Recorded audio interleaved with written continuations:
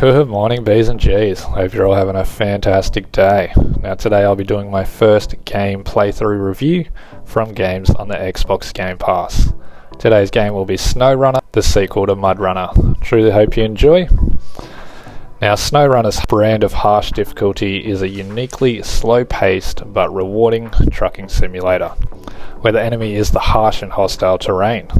This game will make you earn every inch of progress through its waterlogged swamps, muddy bogs, and death-defying trails.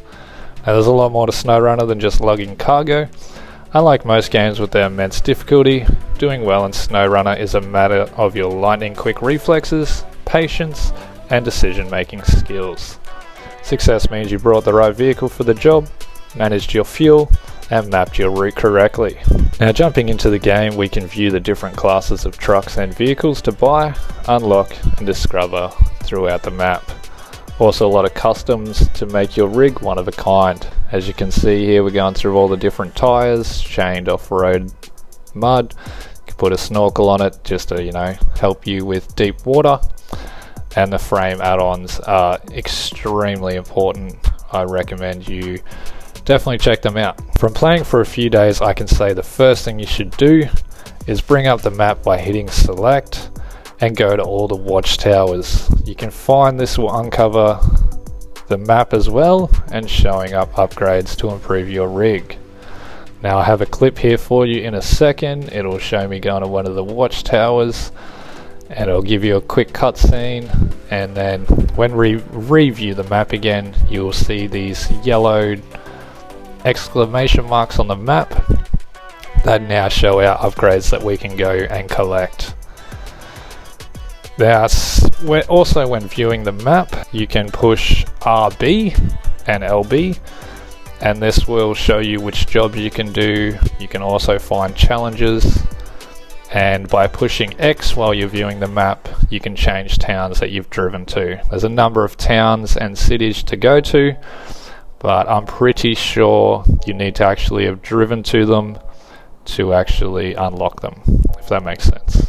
Now as you can see, we're going through some contests. This is the challenges, so it's like a time trial, but you will get decent money for it.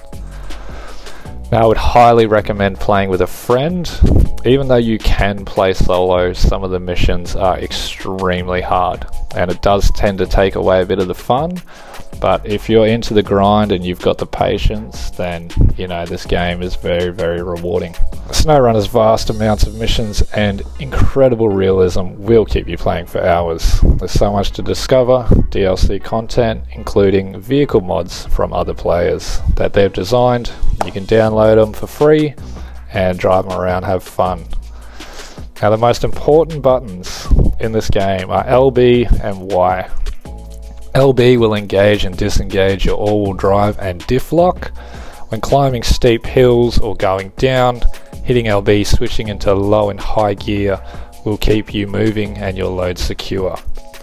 Now by pushing Y, it'll attach your winch to the closest winch point, either a tree or a pole, and sometimes the only way to get through bog water and over big rocks like you just seen is to winch. So if you do get stuck, definitely try to winch out before recovering.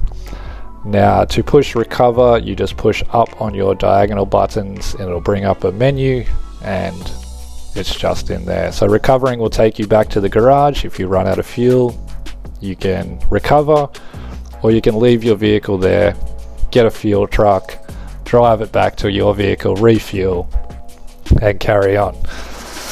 So my rating for this game is 4 out of 5. The pros, the graphics are superb. They're amazing, very beautiful, very high detail. There's a lot of content. As you've seen, the map is massive, and that's just one town.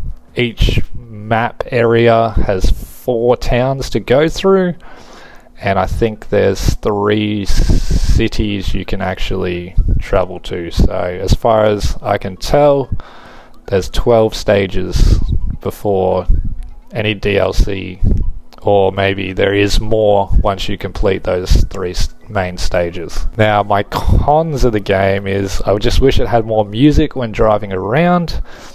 I guess you could play Spotify in the background if you wanted to, but I was just expecting more radio, I guess, since it being a trucking game.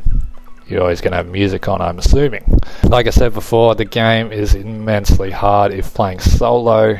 You'll see a couple of clips throughout this gameplay where me and my mate Will are helping each other, like I'm bogged or he's bogged, or I've rolled over, he's had to winch me back. So you can definitely play this game solo, but it is an immense grind, and I would highly recommend playing with a friend.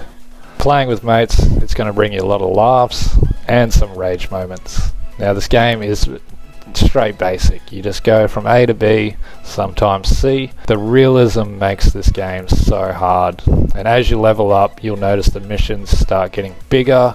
Some missions will have one part, some missions could have 3 parts.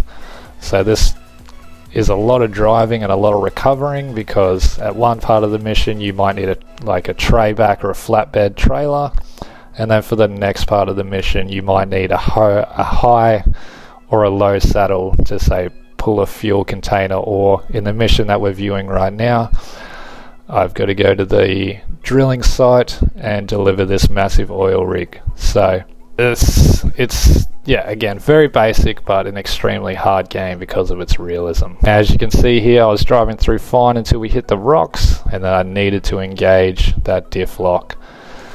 Also struggling with the diff lock, found that I could winch to this tree. Now sometimes the winch can be out of range, which is a little bit frustrating, so sometimes you're going to have to reverse and try a different track, and if you can't reverse, winch or move forward, then you have to drop the load, recover, drive all the way back and start again. So definitely take your time looking at the map.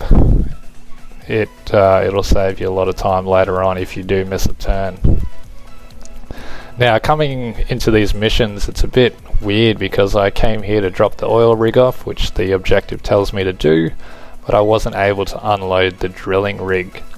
So in cases like this, just keep going through the steps. So the next step was to deliver metal beams. So then I went back, recovered, got the metal beams, drove them back to the dig site and the drilling station, and then I was finally able to deliver the oil rig. So again, just going to your frame add-ons in your customs will allow you to put on different trailers and flatbed trays and all that stuff. But I won't go too much into that, just so there is still some surprise for you guys if you do end up playing and you get rewarded with this nice little cutscene. So now that we've delivered the metal beams, I can go back, recover, get my low saddle again, so that now I can deliver the oil rig. So this game is definitely a big grind. It's not a fast game, and you will have to make multiple trips. That's why again I recommend playing with a friend, because you can do part A, he can do part B, and again, you know, you're halving your time on each mission. But a truly enjoyable game, would highly recommend.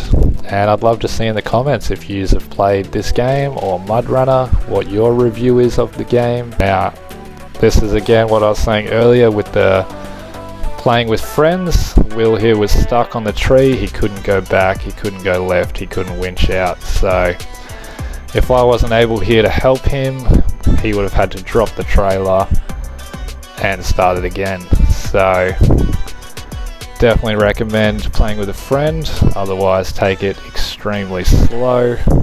Now I wasn't actually there when Will delivered it, that's why we just had that little cutscene there, because he actually ran out of fuel, so I gave him the rest of my fuel and then just recovered. So guys, I truly hope you enjoyed, and yeah, look forward to the next one. Peace.